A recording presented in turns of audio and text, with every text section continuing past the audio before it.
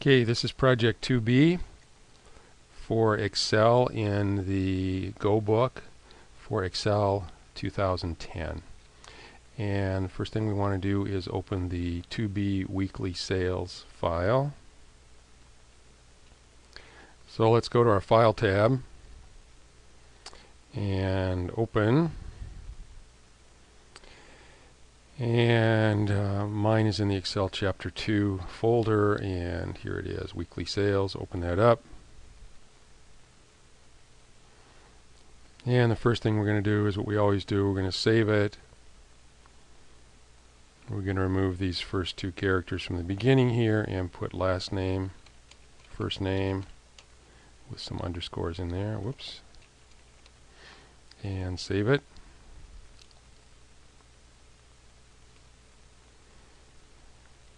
And we want to look at sheet 2, and here's the data on sheet 2, and the active sheet down here is going to have a white tab, and the text is going to be in bold.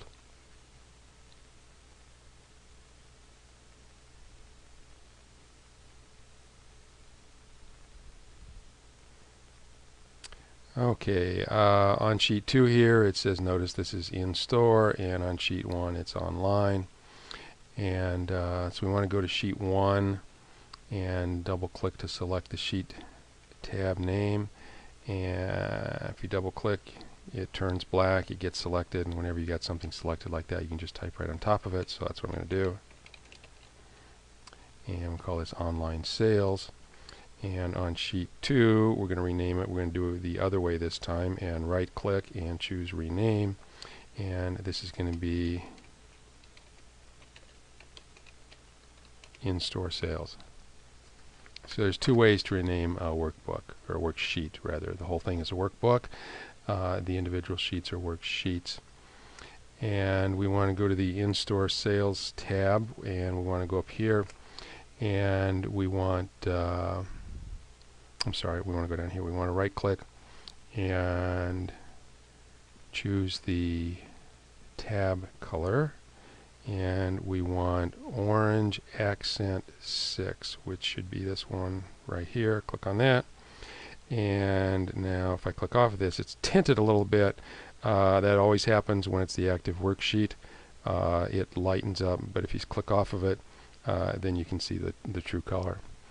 And we're going to go to the online sales. We're going to right click on that, and we're going to change its tab color, and we're going to do aqua accent 5, which is this one right here. So now we've got one that's aqua and one that's orange. And now we're on page 332 on Objective 8, Activity 2.17. And we want to go to the online sales sheet, and we want to go to A16, which is right here. And the full date is displayed up here in the formula bar. It is 2014. And with A16 selected, which it is, go to the Home tab, and in the number group, click the number format arrow, and that's right here, and we want to go down and pick more number formats from the bottom, and this gives us the Format Cells dialog box, which actually has 6 different things that we can set the formatting on. Although most of the time you're probably going to be on this tab right here if you come to this dialog box. And this is a date. It knows that because we entered a date in here, so it automatically takes us to the date category. And then over here on the right side we've got all of the date category types. And I want the one that is, let's scroll back up here, that includes the year on the end as well as the day. So 314/01 is the one that they tell us to select. So we'll click on that and click on OK.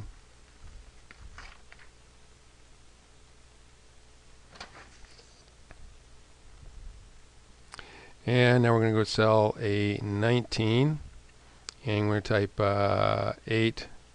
And you can do this two ways. You either 8-7-14, or you can put the slashes in when you type it. And the default date format is to give the month and the day and a 4-digit year rather than a 2-digit year. Click on cell A19 again and hold down the control key and press semicolon.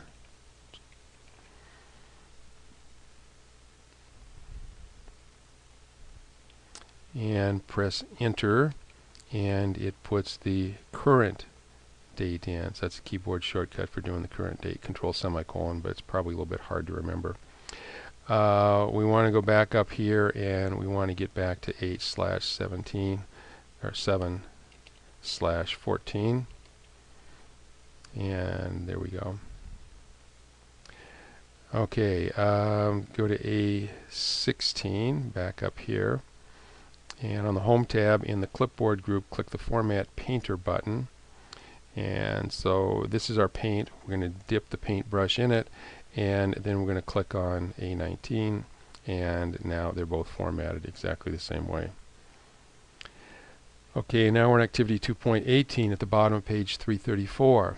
In the Online Sales worksheet, which is still selected, click cell A1, and in the Editing group, click the Clear button. It looks like an eraser. Here's the Editing group way over here. You may not see the word clear, but you will see the eraser icon, and click on that, and it gives us a choice, and we're going to clear the contents. And the contents go away, but we've still got the orange formatting for the fill color. And then we want to go down and go on A2, and we want to hit delete. Okay. Either one of those ways will delete the contents of a cell. It's far easier just to click on it and hit the delete key than it is to go all the way over here to the right side. So you're probably just going to hit the delete key when you want to do that. In cell A1, go back up to A1, type Online Sales, and then on the formula bar, click the Enter. I never do that. It keeps the cursor on the cell, but it's just as easy to hit the up arrow key or click on it. In the Editing group, click the Clear button and then click Clear Formats. And I'm going to go back over here, and this time I just got to clear the formats. And now it's ordinary text, but the content is still the same. And it says use the same method to clear the format from A2. And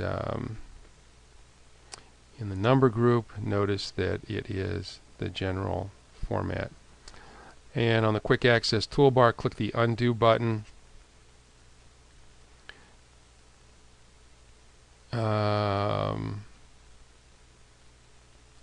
I clicked the wrong one. We want to go to A16. I missed that step. So I'm going to hit A16. And if we click the Clear button up here and to clear formats, then it goes back to what's called the general numeric format.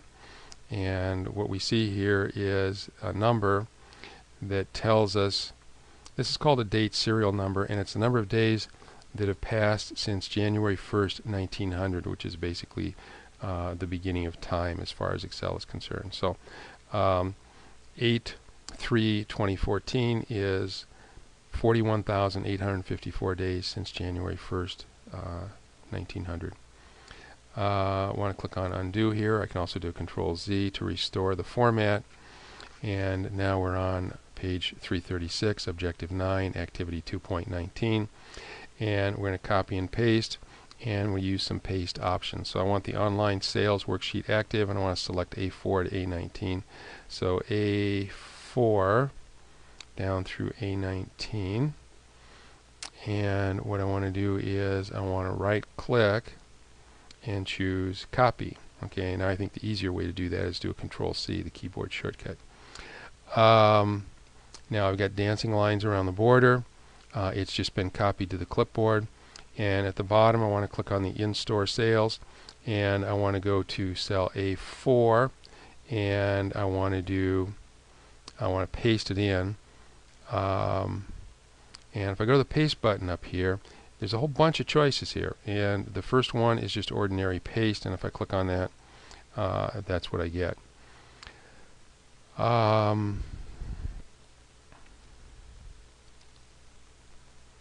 Now we're at the top of page 337, and I want to go back to the online sales, and you still have the dancing border here until you press escape. So press the escape key once and the dancing border goes away. And now we're on page 337, activity 2.20, and this is working grouping worksheets for editing. And with the online sales active, that's the active one, and I'm going to deselect that, and then I want to press Control Home to go to the first item, and I think I forgot to clear the formatting on this one. Let's clear the format. I think that's what it's supposed to look like now. And go to A1 and right click down here and do select all sheets.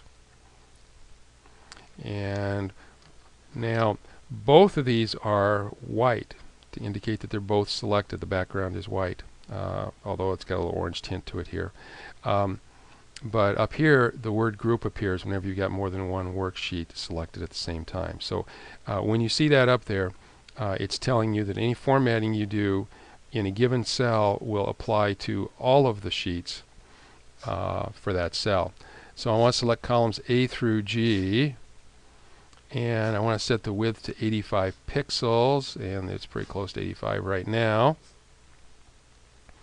I want to go to A2, and I want to type week of July 24, and I want to stay on that cell, and then I want to merge and center it across A2 to G2. So I've got to select from A2 to G2 first, and then click on merge and center up here, and now it is merged and centered.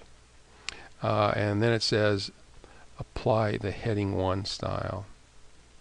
So let's go to our styles. It's on the home tab, styles group, click on the down arrow and do heading 1, and it looks like that, and there should be a little blue line underneath it all as well.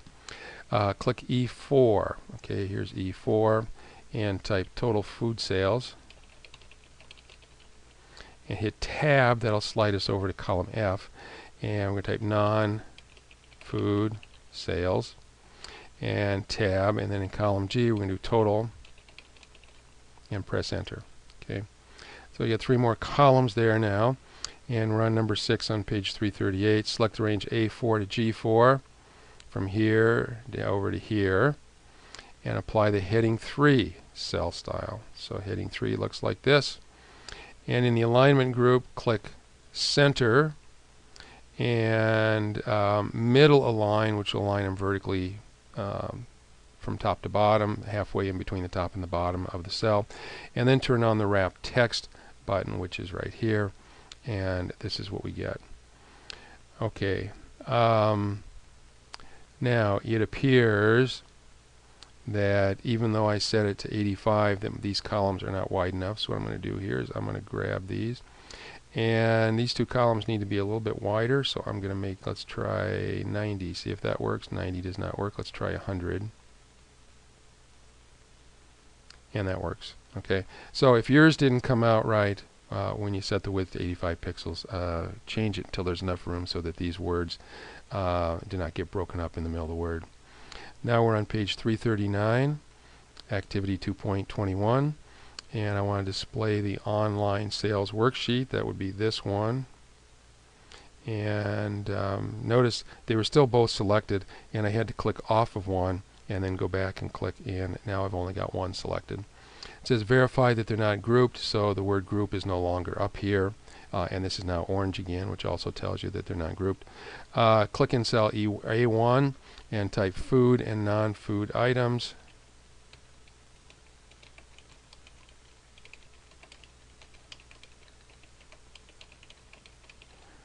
Weekly online sales, and then I want to merge and center over columns A through G, so select all of them, click on merge and center, and then I want to use the title style, which is this one right here.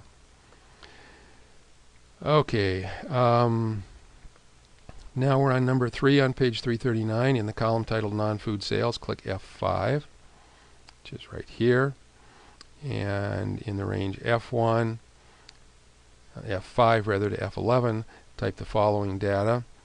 And what I want is, I'm going to pause the video and type these in so you don't have to sit and watch me type. Okay, I've got them all entered in, and our worksheet should now look like the worksheet on the bottom of page 339. And now we're on page 340. We want to go to the in-store sales sheet, so click on the tab down here at the bottom. In A1, I want to put food and non-food.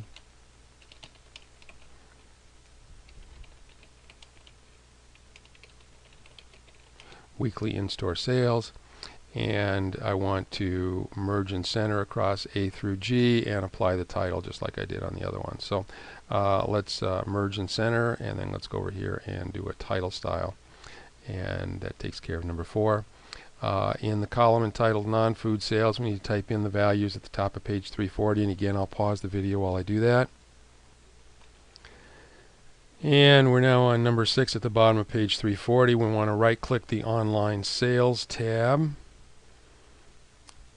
and we want to do select all sheets again, and they are now grouped, and I want to click on cell E5, which is right here, and I want to auto sum those. You may only see the Greek letter sigma here.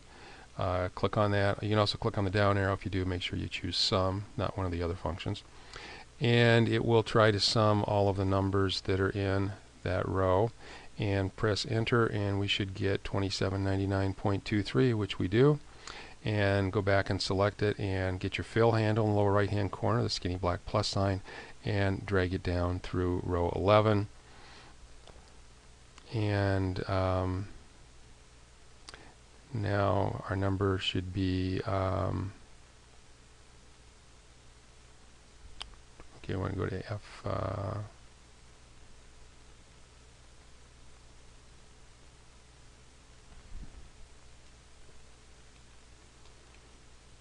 we want to go to column G, which is number 10 on page 341. Click on G5, which is right here, and I'm going to put a formula, and we're going to add the 2 previous numbers. I'd rather not type them in. I'm just going to use my arrow keys to slide over to E5 plus, and then use my arrow key again to slide over to F5 and hit the enter key. And take this formula and copy it all the way down. And in A12, type the word total. And we want to select everything from B5 to G12. B5 to G12 right here. And we got an empty row down here. And now if we do Alt equals, it will put a sum formula at the bottom of every single one of those. An alternative way to do this, I'm just going to undo that with a Control Z. And an alternative way is just select all of these and click on the auto sum, and it'll sum for us. And if you just double click on these to make sure that it's really doing what you think it's doing, that's probably a good idea just to verify. And now at the top of page 342, and I want to select the range A5 to A12, which is from here down to here. And I want those to be heading 4, so I'm going to go up here and choose the heading 4 style, which doesn't have underlines, and select B5 to G5, these numbers right here, and I want also row 12. He always does the first row and the last row in the book with the accounting number format, and then the ones in between he always applies the comma style. So it's the same, it's just that it puts in a decimal point, 2 decimal places, and a comma if the number is 1,000 or more. And our worksheet should now look like let